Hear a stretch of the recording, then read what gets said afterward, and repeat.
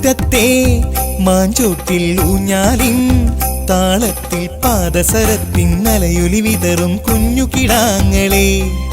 മുറ്റത്തെ മാഞ്ചോട്ടിൽ ഊഞ്ഞാലിൻ താളത്തിൽ പാദസരത്തിൻ അലയൊലി വിതറും കുഞ്ഞു കിടാങ്ങളെ.